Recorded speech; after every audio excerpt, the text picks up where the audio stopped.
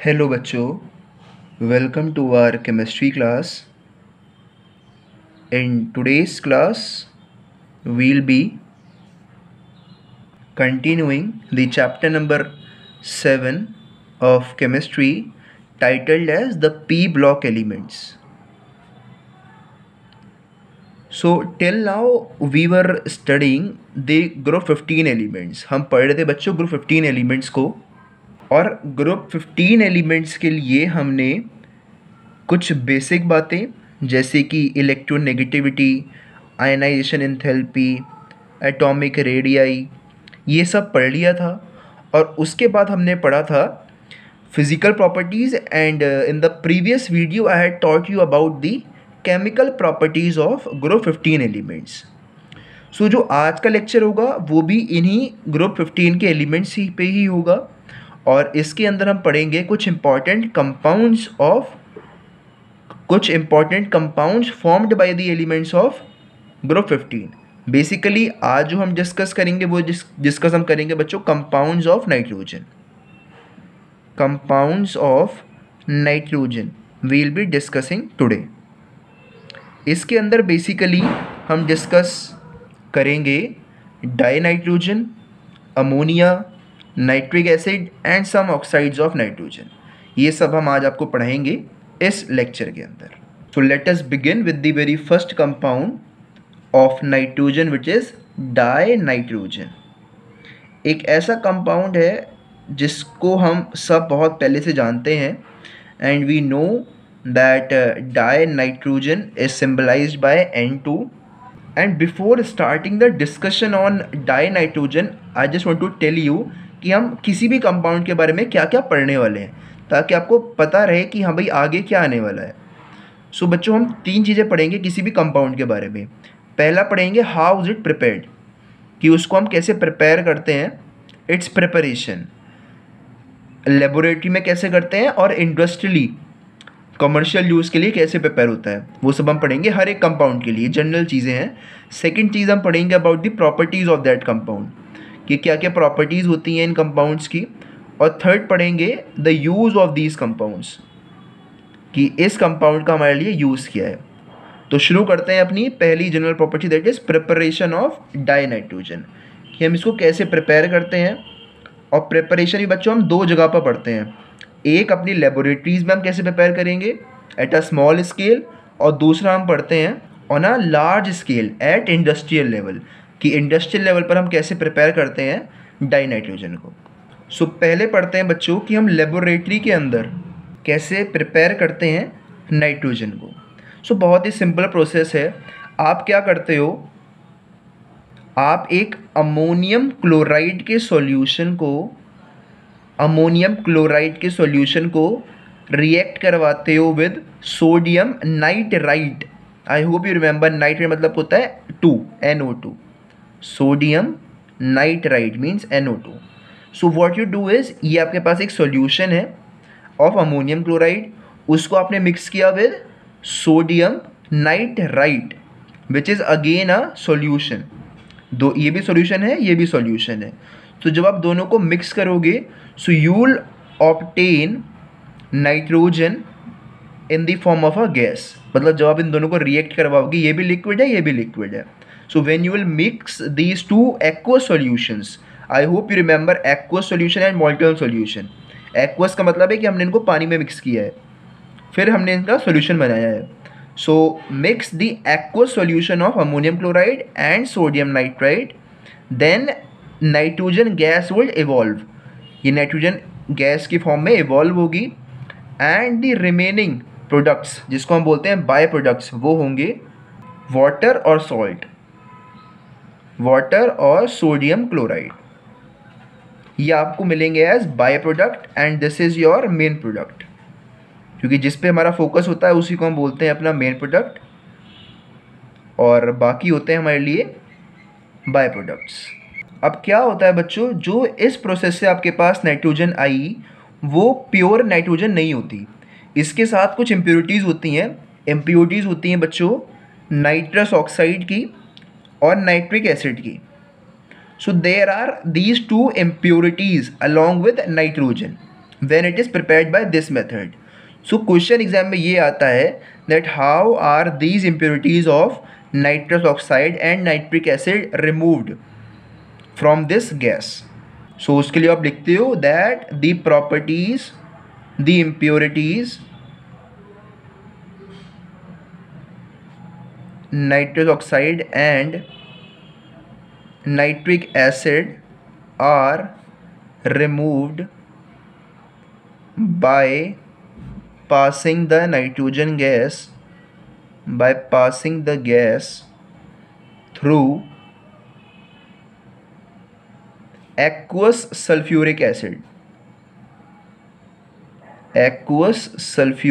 acid containing potassium dichromate that is K2Cr2O7 potassium dichromate. ये question यहाँ पे exam के अंदर आता है, बहुत फ्रीक्वेंट है, so you must note it down as a question. Note down करो, इसका आंसर लिख लेना बाद में। ऊपर लिखना question that how can we remove the impurities of NO, HNO3 present along with nitrogen। तो आप लिखोगे the impurities are removed by passing the gas through aqueous solution of sulfuric acid containing potassium dichromate। I hope this first question in this topic is clear to you। ये important question आपके exams के अंदर आ रहा है। और बच्चों जो भी मैं रिएक्शंस यहाँ पर लिखवाऊंगा वो सारी इंपॉर्टेंट होंगी, सो आपको इन रिएक्शंस पर भी ध्यान देना होगा क्योंकि आपके एग्जाम में रिएक्शंस भी आती हैं। Okay, so it is an important reaction. तो ये तो हो गया बच्चों first method to prepare nitrogen in laboratory. अब एक मेथड और है कि अगर आपको एक्सट्रीमली प्योर नाइट्रोजन चाहिए, अगर आपको चाहिए बच्चों extremely pure nitrogen for very pure nitrogen, you can get this nitrogen by thermal decomposition of sodium or barium azide। So for very pure nitrogen, thermal decomposition of sodium और barium azide is done. मैं दोनों ही reaction आपके सामने लिख रहा हूँ क्योंकि दोनों ही आपके एग्जाम में आती हैं। सो दोनों ही रिएक्शंस को आप भी नोट डाउन कर लेना। First of all I am writing for sodium azide. देखो ध्यान रखना, सोडियम एजाइड का मतलब होता है पहले Na, और जब आता है एजाइड सो उसका मतलब होता है बच्चों N3। So twice molecules of NaN3 will give you 2 molecules of sodium plus 3 molecules of nitrogen. यहाँ पर आपको अपना प्रोडक्ट मिल गया जो आपको चाहिए था। सिमिलरली इसको रिप्लेस कर दो अब बेरियम एजाइड से, बट ध्यान रखना कि यहाँ पर बेरियम एजाइड का ऑक्सीडेशन नंबर अलग होता है सोडियम से, तो उसका फॉर्मूला अलग होगा। फॉर्मूला होता है बच्चों BaN3। अब क्योंकि इसका ऑक्सीडेशन नंबर अलग है सोडियम से, यहाँ पर इसका 1 था बल्कि यहाँ पर इसका 2 होता है, तो यहाँ पर 2 आएगा। BaN3 twice gives you barium plus 3 molecules of nitrogen. So these two reactions are very very important. You must remember these two equations। तो बच्चों अब आगे चलते हैं और डिस्कस करते हैं इसकी कुछ इंपॉर्टेंट प्रॉपर्टीज़ को। सो फॉर प्रॉपर्टीज़ एक बहुत ही बेसिक और इम्पॉर्टेंट प्रॉपर्टी जो है वो है बच्चों जो नाइट्रोजन आपके पास होता है डाई नाइट्रोजन, इसके बीच में बनते हैं 3 bonds and the bond ionization enthalpy of nitrogen is very very high, यानी कि इस बॉन्ड को तोड़ पाना आसान नहीं होता। Okay, so that is the reason due to high bond ionization enthalpy nitrogen is inert at room temperature. Due to high bond enthalpy nitrogen is inert at room temperature. Inert मतलब होता है बच्चों रिएक्ट ही नहीं करता किसी से, ये is inert at room temperature. और यही प्रॉपर्टी रीज़न होता है कि अगर मैं आपसे पूछूं कि बच्चों जो आप किसी भी चिप्स का पैकेट लेते हो तो उसके अंदर जो चिप्स के अलावा बहुत सारी एयर भी होती है, सो वो एयर कौन सी होती है, ऐसी कौन सी एयर है जिसको वो उसके अंदर भरते हैं कि आपके चिप्स भी ख़राब नहीं होते और उनका पैकेट भी एक अच्छे साइज़ का बन जाता है। सो बच्चों वो गैस होती है आपकी नाइट्रोजन। याद रखना एक अच्छी चीज़ है फॉर जनरल नॉलेज कि nitrogen is the gas that is filled in the packets of chips. क्यों? क्योंकि ये इनर्ट होती है, ये रिएक्ट नहीं करते किसी चीज़ से। तो अगर आप जो भी एक्सपायरी डेट होती है उसकी, उस तक आप नाइट्रोजन के साथ उस पैकेट को बंद रखते हो तो वो चीज़ ख़राब नहीं होती। Why? Because it is inert, ये रिएक्ट ही नहीं करेगी। सो अगर कोई चीज़ किसी से रिएक्ट नहीं करेगी सो दोनों ही चीज़ें अपने आप में फ्रेश रहेंगी। अब क्योंकि भाई बॉन्ड एंथैल्पी इतनी स्ट्रॉन्ग है कि ये हमारी जो नाइट्रोजन की गैस है वो इनर्ट है, तो अगर कोई चीज़ इनर्ट है और इसके बॉन्ड तोड़ने में बड़ी पावर लगती है, सो ऑब्वियस सी बात है कि वो और भी किसी कंपाउंड से रिएक्ट नहीं करना चाहिए। यानी कि ये नाइट्रोजन हाईली स्टेबल होती है और इसकी रिएक्टिविटी बहुत ही कम होती है with other elements. But at high temperature, अगर मैं टेम्परेचर बढ़ा दूँ अपने एनवायरनमेंट का, तो ऑब्वियसली नाइट्रोजन विल रिएक्ट। वहाँ पर क्यों रिएक्ट करेगी? क्योंकि जो हमने एनर्जी सप्लाई करी है that will make this bond unstable. तो अगर भाई कोई चीज़ अनस्टेबल होगी तो वो फिर अपने आप को बॉन्ड्स को ब्रेक करके किसी और के साथ बॉन्ड बना लेगी। सो यही लॉजिक होता है that nitrogen reacts with metals at high temperature. So हमने बच्चों वही चीज़ यहाँ पर लिख दी है कि that high temperature nitrogen reacts with metals, और नीचे एक रिएक्शन भी लिख दी है। और देखो यही रीज़न होता है कि आपने जो पढ़ते हुए आए हो एक बहुत ही famous reaction Haber's process in which nitrogen combines with hydrogen to form ammonia, वो भी एक हाई टेम्परेचर पर टेक प्लेस होती है। अगर आपको याद हो so let me tell you, जो हेबर्स प्रोसेस का फॉर्म इक्वेशन होती है that is nitrogen combines with 3 molecules of hydrogen to gives you 2 molecules of ammonia and the temperature over here is, कि जिस समय पर ये प्रोसेस टेक प्लेस हो रहा होता है वहाँ पर जो टेम्परेचर होता है दैट इज़ 773 केल्विन। सो आप देख पा रहे हो कितना हाई टेम्परेचर वहाँ पर होता है। क्यों होता है हाई टेम्परेचर? ताकि नाइट्रोजन रिएक्ट कर पाए। सो ये कुछ इसकी इंपॉर्टेंट प्रॉपर्टीज़ थी। प्रॉपर्टीज़ और भी बहुत सारी हैं, जैसे कि ये कलरलेस है, ऑर्डरलेस है, टेस्टलेस है, ओके, एक नॉन टॉक्सिक गैस है, इसकी वाटर में जो सॉल्युबिलिटी होती है वो बहुत ही कम होती है, और इसके जो फ्रीजिंग और बॉइलिंग पॉइंट्स होते हैं बहुत ही लो होते हैं। तो ये भी कई और प्रॉपर्टीज़ हैं, तो आप चाहो तो इनको भी याद रख सकते हो, बट ये प्रॉपर्टी ज़्यादा इंपॉर्टेंट है। So now let's move on to the uses of dinitrogen. So बच्चों कुछ यूजेस तो मैं आपको वहीं पर बता चुका हूँ। पहला यूज़ आप देख चुकी हो in the preparation of ammonia. Ammonia is a very very important compound. So preparation of ammonia के अंदर आप नाइट्रोजन को यूज़ करते हो। सेकेंड यूज़ आप देख चुके हो कि that it provides us with inert atmosphere, it provides us an inert atmosphere। कहाँ पर देख चुकी हो? ये जो आपकी चिप्स के पैकेट होते हैं वहाँ पर आप इस चीज़ को ऑब्जर्व कर चुके हो कि वहाँ पर आपको ये इनर्ट एटमोसफेयर प्रोवाइड करते ताकि वो चीज़ ख़राब ना हो। और अब एक last but not the least property that is कि liquid nitrogen is used as a refrigerant. ये बहुत ही इंपॉर्टेंट प्रॉपर्टी आपके एग्ज़ाम्स, कॉम्पिटिटिव एग्ज़ाम्स में बहुत आती है कि liquid nitrogen acts as an refrigerant. Important property. So आप ये 3 प्रॉपर्टीज़ को याद रख सकते हो, these are important. So that was all about nitrogen. Now let's move on to ammonia.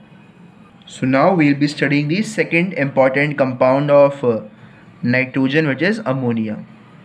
So ammonia का फॉर्मूला आपको अच्छे से मालूम होना चाहिए, दैट इज़ NH3। सो अब बात करते हैं इसके प्रिपरेशन की। सो एक प्रिपरेशन मेथड को आप तो अच्छे से मालूम ही है, हेबर्स प्रोसेस। बट सवाल ये है कि वो प्रिपरेशन मेथड कहाँ पर यूज़ होता है। क्या हम उसको लेबोरेटरी में यूज़ कर सकते हैं टू प्रोड्यूस अमोनिया, या फिर it is a industrial method to prepare ammonia. So बच्चों हेबर्स प्रोसेस जो है that is an industrial method to produce ammonia, क्योंकि वहाँ पर कुछ बहुत ही इंपॉर्टेंट कंडीशन चाहिए होती है ताकि आप उसके प्रोडक्शन को और इंक्रीज़ कर पाओ।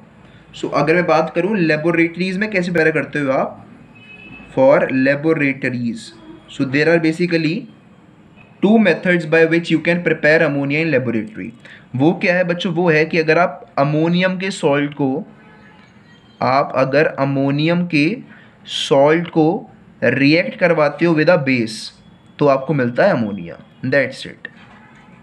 तो आपके ऊपर, आप कोई सा भी अमोनिया का सॉल्ट ले आओ, उसको रिएक्ट करवाओ एक सुइटेबल बेस के साथ, आपको मिलेगा ammonia. I am writing 2 reaction in front of you. पहला अमोनियम का सॉल्ट ले रहा हूँ, ammonium chloride, ammonium chloride.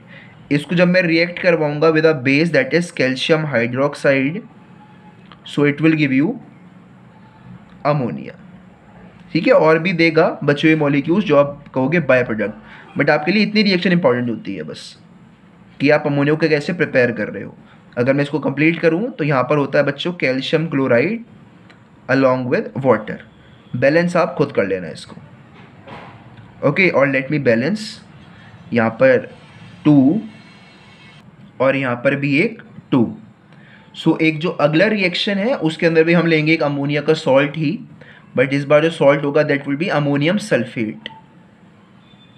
So ammonium sulphate when mixed with a suitable base that is sodium hydroxide will give you ammonia. ठीक है, यहाँ भी आपको मिलेंगे बाय प्रोडक्ट्स, यहाँ पर basically sodium sulphate plus water. Balance करना तो एक यहाँ पर 2 और एक यहाँ पर 2, दैट्स इट। सो ये 2 रिएक्शंस हैं, ये उसका बेसिक है। जनरल फॉर्मूला अगर आपको लिखना है तो वो ये है। सो ये तो हो गया लेबोरेटरियल मेथड टू प्रिपेयर अमोनिया। अगर हम बात करें इंडस्ट्रियल मेथड क्या है, तो इंडस्ट्रियल मेथड आप सबको अच्छे से मालूम है, दैट इज़ हेबर्ट्स प्रोसेस। अब इसी मेथड से सवाल भी आते हैं आपके एग्जाम के अंदर। सवाल कैसा होता है I tell you, but first of all you see the reaction for Haber's process. बहुत ही सिंपल रिएक्शन है और आप बचपन से पढ़ते हुए आ रहे हो इसको कि nitrogen plus 3 molecules of hydrogen will give you 2 molecules of ammonia. Now इसमें से क्वेश्चन बच्चों ऐसे आता है कि आपसे पूछते हैं कि how can you increase the production of ammonia by Haber's process, कि आप हेबर्ट्स प्रोसेस के अंदर अमोनिया के प्रोडक्शन को कैसे इंक्रीज कर सकते हो। सो बच्चों मैंने यहाँ पर वो क्वेश्चन लिख दिया है that what are the suitable conditions to prepare ammonia using Haber's process. तो एक पहली बात आपको अच्छे से मालूम है कि एक है बच्चों हाई टेम्परेचर आपको चाहिए होता है, जो होता है अराउंड 700 केल्विन, 773 केल्विन होता है वैसे तो, बट आपको अगर लिखना है अप्रॉक्सीमेट तो आप 700 केल्विन भी लिख सकते हो।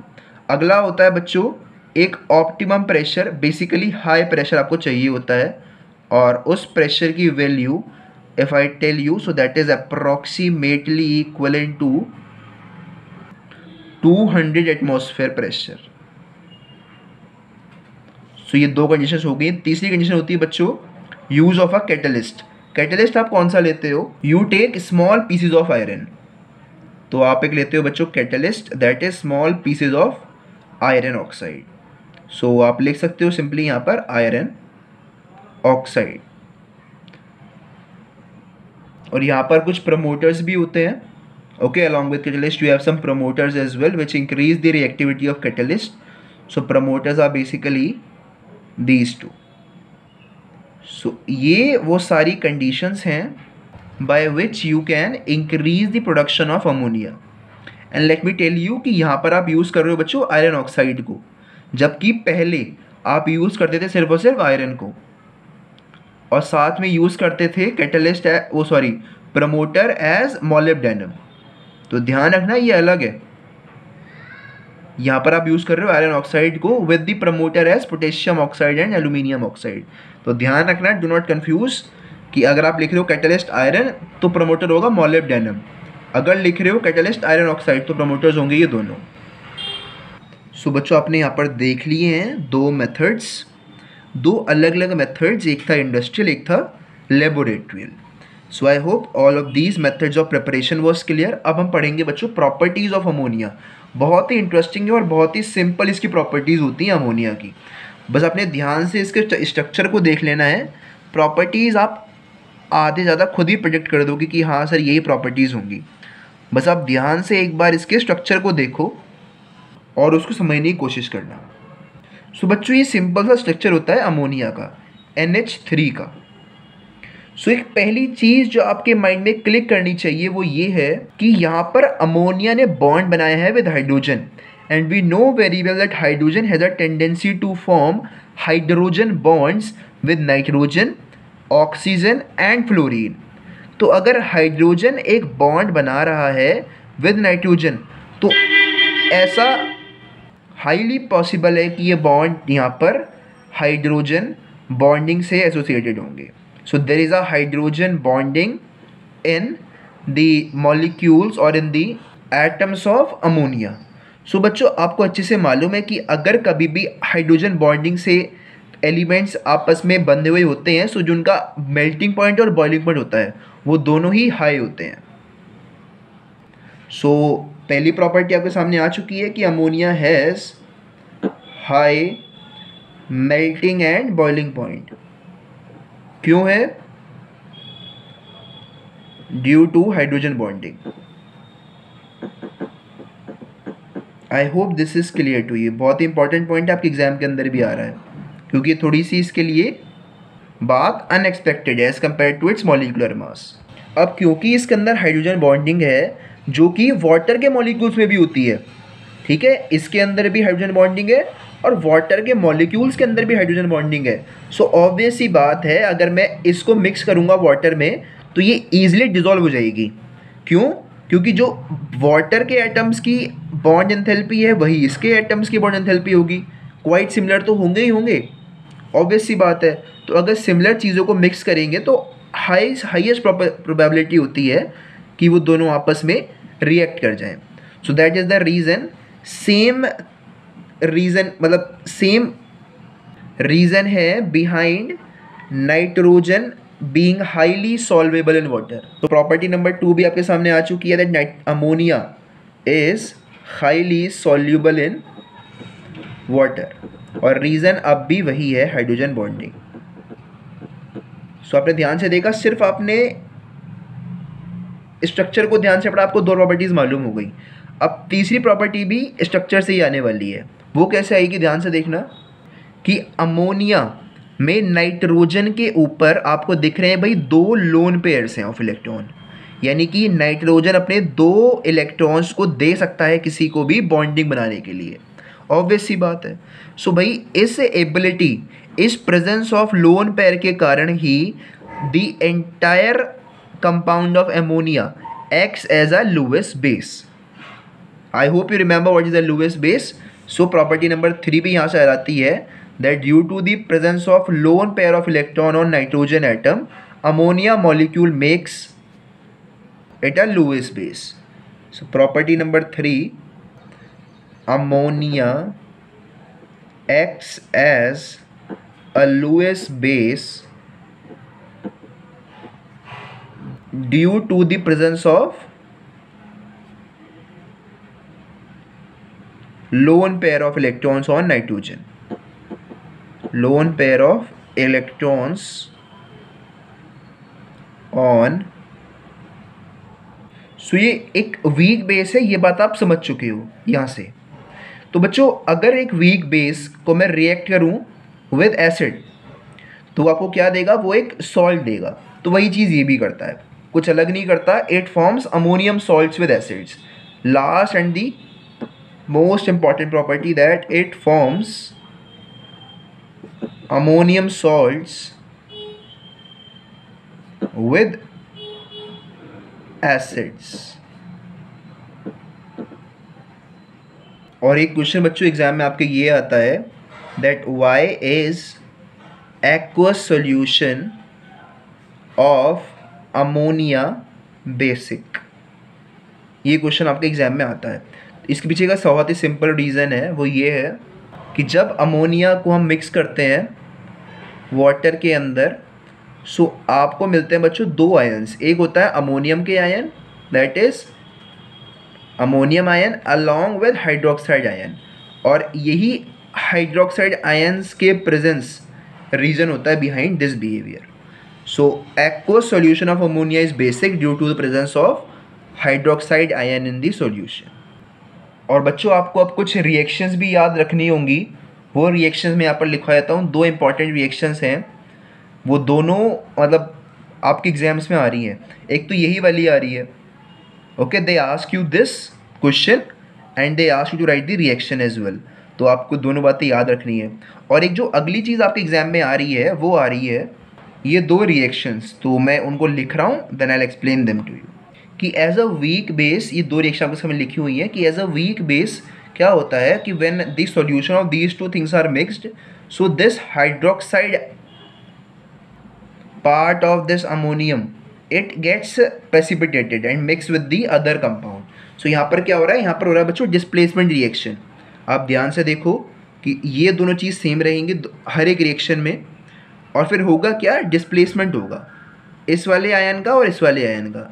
ये जो हाइड्रोक्साइड आयन है ये जाएगा इस मेटल के पास, और जो सल्फेट आयन है वो आएगा अमोनिया के पास। वही चीज़ नीचे भी हो रही है, ध्यान से देखना आप। Fe के साथ जाएगा हाइड्रोक्साइड आयन, और ये जो क्लोराइड आयन था it will go with ammonium. आप देख पा रहे होगे यहाँ पर। So these are two important reaction आपके एग्जाम के अंदर आई, so that was the reason I told you.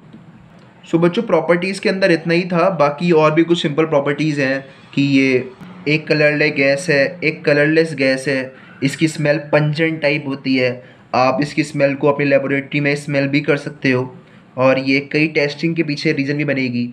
आप देखना जब आपकी टेस्टिंग करोगे लेबोरेटरीज में, so it will be very very useful this pungent smell of ammonia.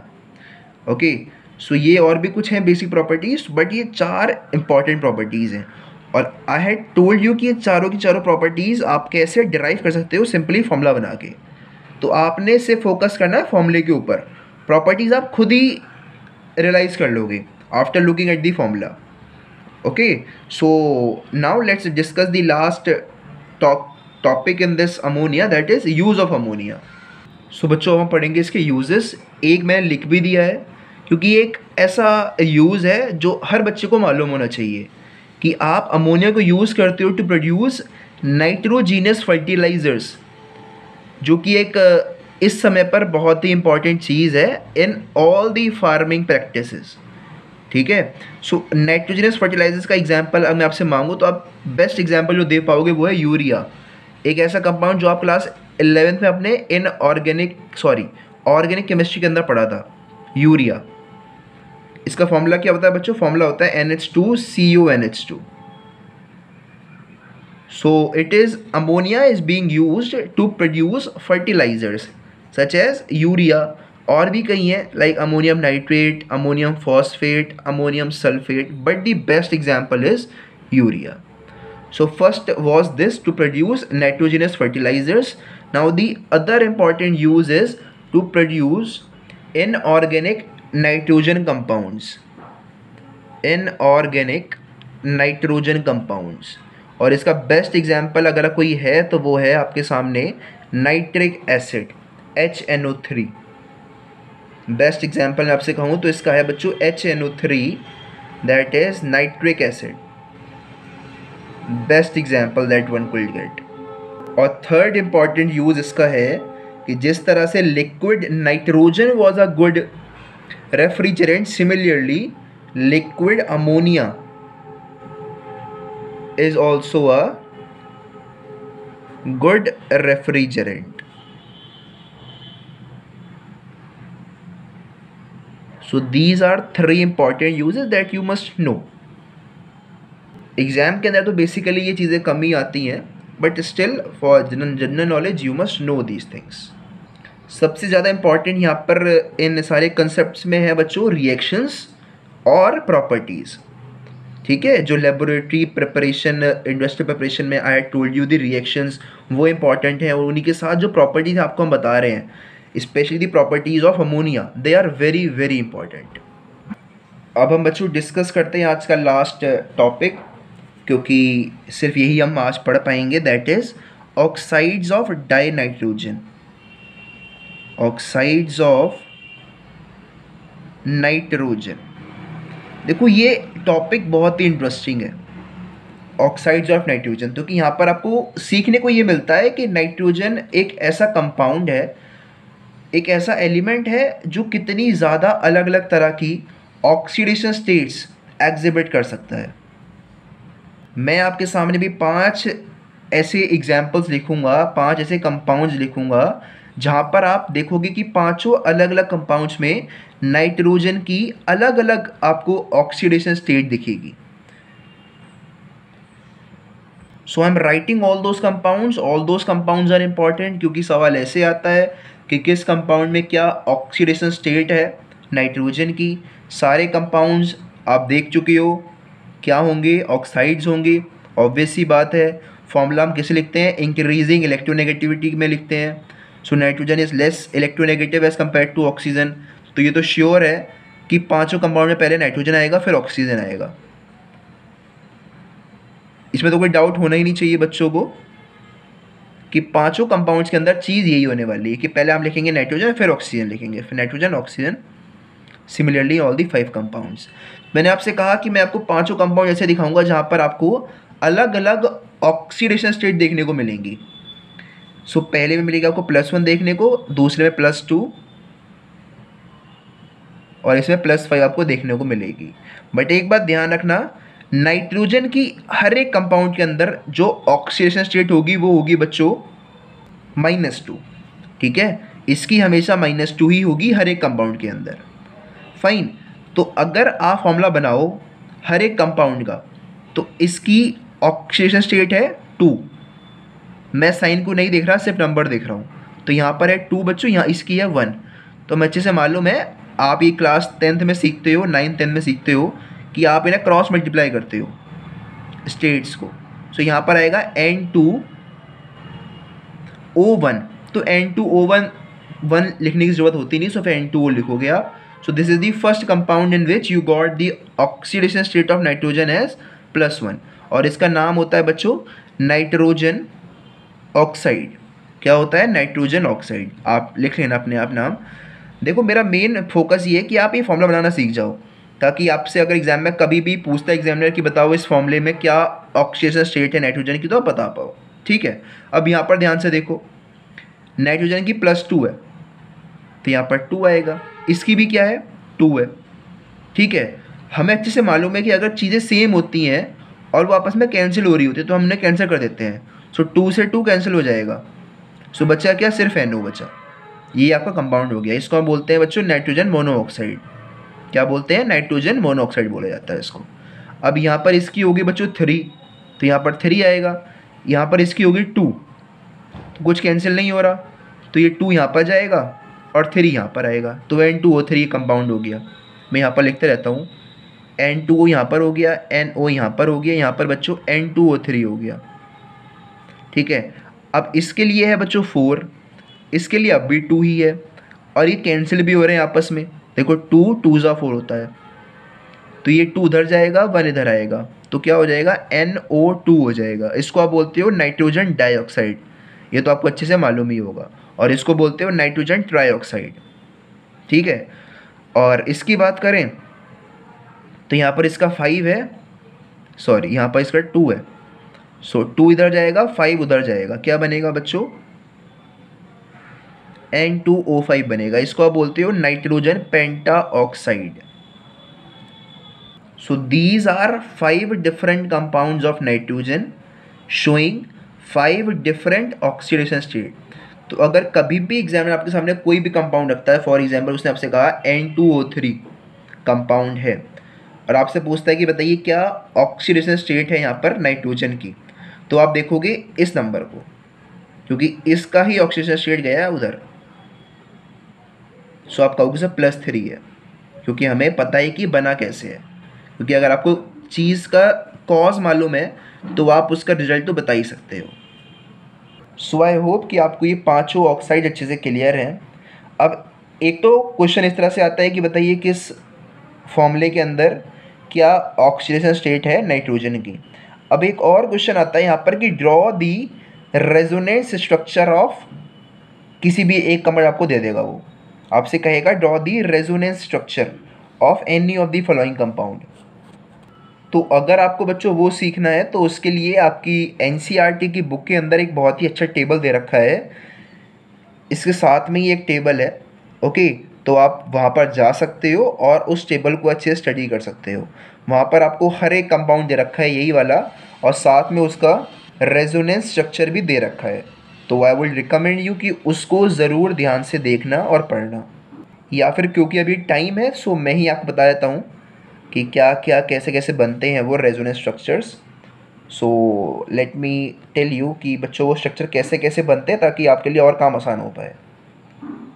So I will draw all those 5 structure, but मैं एक ही बनाऊंगा, रेजोनेंस नहीं दिखाऊंगा, सिर्फ एक ही स्ट्रक्चर आपको बना के दिखाऊंगा जहाँ पर बेसिकली आप सिर्फ बॉन्ड्स को समझ पाओगे। ओके, इलेक्ट्रॉन्स वगैरह मैं नहीं बनाऊंगा, सिर्फ bonds I will show you. Okay, क्योंकि बॉन्ड्स ज़्यादा इंपॉर्टेंट है, इलेक्ट्रॉन्स तो आप खुद भी बना सकते हो। अब जैसे कि आपको दिख रहा होगा फॉर्मूले से कि यहाँ पर क्या है बच्चों, ये है नाइट्रोजन ऑक्साइड, नाइट्रोजन ऑक्साइड है। तो इसमें 2 N के मॉलिक्यूल्स हैं, एक O का मॉलिक्यूल है। तो 2 N के मॉलिक्यूल्स हैं और एक O का मॉलिक्यूल है। तो आपको एक बात अच्छे से मालूम होनी चाहिए कि पहले था डाई नाइट्रोजन, यानी कि N में 3 ट्रिपल बॉन्ड थे। ठीक है, अब क्या हुआ, ये ऑक्सीजन और आ गया।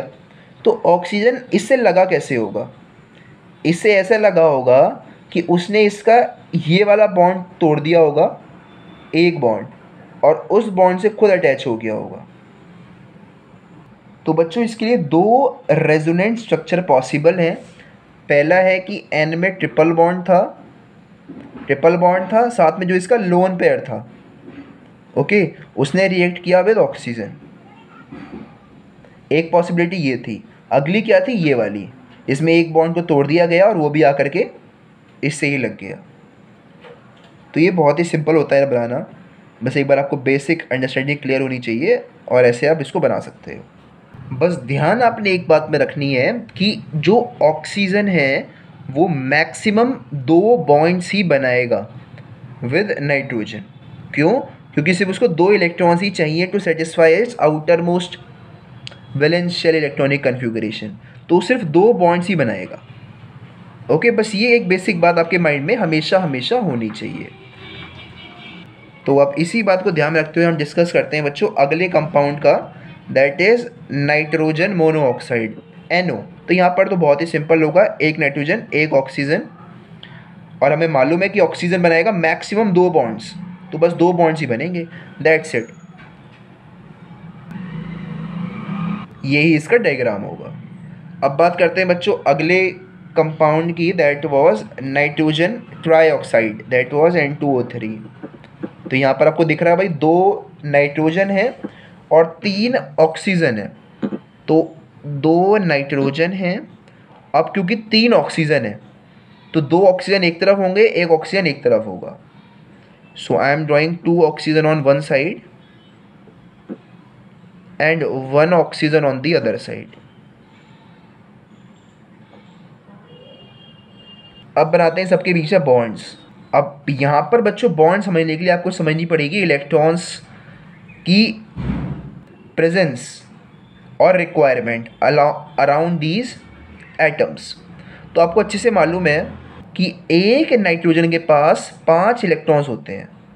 कितने इलेक्ट्रॉन्स होते हैं? 5 इलेक्ट्रॉन्स होते हैं, 1 2 3 4 और 5। I hope this is clear to you. और ऑक्सीजन के पास 6 होते हैं, 1 2 3 4 5 6, 1 2 3 4 5 6, इसको रहने दो, 5 6 यहाँ पर रख लेते हैं। सिमिलरली यहाँ पर भी बच्चों 5 होंगे, 5 होंगे ना बस, और यहाँ पर बच्चों 6 होंगे। तो बच्चों ध्यान से देखो इसको कितने इलेक्ट्रॉन अभी चाहिए। तो बच्चों इसको चाहिए 3 चाहिए, इस वाले को 5 इसके पास है, 3 इसको चाहिए। तो एक ले लेगा ये इससे और एक ले लेगा, मतलब 2 ले लेगा इस ऑक्सीजन से, ठीक है, और इसको सेटिस्फाई कर देगा, फाइन। और एक बच्चों ही दे देगा इस वाले नाइट्रोजन को, ताकि आप यहाँ पर भी एक बॉन्ड बना पाओ। तो अब ये तो सेटिस्फाई हो गया, ये भी सेटिस्फाई हो गया, बट ये कहाँ गया? इसके पास तो अभी 1 2 3 4 5 6 ही हैं, बट चाहिए इसको अब 8 हैं, और इसके 8 पूरे हो चुके हैं, यानी कि इसको और चाहिए नहीं, बट इसको 2 और चाहिए, और हमें इसको रखना ही पड़ेगा अपने कंपाउंड के अंदर, क्योंकि हमारे पास 3 ऑक्सीजन है। तो यहाँ पर क्या होता है, नाइट्रोजन क्या करता है, वो कहता है कि आप कहीं जाओ मत, आप यहीं रहो, आपको जितने भी इलेक्ट्रॉन चाहिए मैं दूंगा। तो वो क्या करता है, अपने इन दोनों इलेक्ट्रॉन्स को ही नाइट्रोजन ऑक्सीजन को दे देता है। I hope you are understanding कि यहाँ पर ये बनाता है कोऑर्डिनेट बॉन्ड बनाता है। Over here he will form a coordinate bond, कि वो इन इससे कुछ लेता नहीं है बल्कि अपना ही इसे दे देता है, कि यहाँ पर जो शेयरिंग ऑफ इलेक्ट्रॉन्स हुई है वहाँ पर दोनों ही इलेक्ट्रॉन्स आके नाइट्रोजन ने ऑफर किए हैं टू ऑक्सीजन। ठीक है, सो यहाँ पर क्या होगा, नाइट्रोजन इन दो इलेक्ट्रॉन्स को ही क्या करेगा, अपना एक यहाँ से हटाएगा, इसको दे देगा। सो यहाँ पर एक इलेक्ट्रॉन अपना भेज दिया नाइट्रोजन के पास और उसी से बॉन्ड बना दिया ऐसे। सो जो ऑक्सीजन के पास उसके 6 इलेक्ट्रॉन्स थे, 1 2 3 4 5 6, वो अब भी हैं, उसने कुछ करा ही नहीं उन 6 इलेक्ट्रॉन्स का। जो जो ये इलेक्ट्रॉन आया इसके पास यहाँ पर और यहाँ पर, वो दोनों ही इसके दिए हुए थे नाइट्रोजन के। क्यों? क्योंकि वो समझदार था, उसे पता था कि मेरे को 3 ऑक्सीजन चाहिए ही, तो ऐसा मेरे को अब एडजस्ट करना ही पड़ेगा। ओके, सो यहाँ पर ये सेटिस्फाइड हो गया, अब ये भी सेटिस्फाइड हो गया, ये खुद सेटिस्फाइड तो है ही। 1 2 3 4 5 6 7 8, 8 इसके पास हो गए। अब यहाँ पर हम आते हैं, सो यहाँ पर इसके पास पहले कितने थे, 5 थे, तो एक इसको दे चुका है ये, बचे कितने पास इसके पास अब 1 2 3 4। लेकिन चाहिए इसको कितने चाहिए, चाहिए इसको 2 और चाहिए अभी, और 2 ही इसको भी चाहिए। तो व्हाट ही डू दैट, ये अपने 2 शेयर करने को बोलेगा, वो अपने 2 शेयर करने को बोलेगा, तो उसको भी 2 मिल जाएंगे, इसको भी 2 मिल जाएंगे। सो ये अपने 2 इलेक्ट्रॉन्स को यहाँ पर शेयर करवा देगा और इस तरह से आपके पास एक कंपाउंड बन जाएगा। थोड़ा रफ सा हो गया है तो मैंने आपको समझाया, वरना जो सिंपली आप बनाओगे एग्जाम के अंदर वैसा बनाओगे। That's it. इसको चाहिए थे कितने बच्चों, 3 चाहिए थे, एक यहाँ से लिया 2 यहाँ से लिए। इसको 3 चाहिए थे तो 2 यहाँ से लिए 1 यहाँ से लिया। बट जो ये वाला ऑक्सीजन था अब इसको भी सेटिस्फाई करवाना था, तो क्या हुआ, इसे अपने दोनों ही इलेक्ट्रॉन्स को यहाँ पर शेयर करवा दिया, it formed a coordinate bond. तो बच्चों इतना ही सिंपल है, बाकी सबका भी तो मैंने आपको शायद 3 का दिखा दिया है, 2 का और बचा है, तो दोनों आप अपने आप कर सकते हो। सेम यही लॉजिक लगेगा। आई hope this logic was clear. Table आपके सामने एनसीईआरटी की बुक में होगा, तो आप वहाँ पर देख के कर सकते हो। So for today's lecture that's all. I hope everything was clear. So that's all for today's lecture. Thank you very much.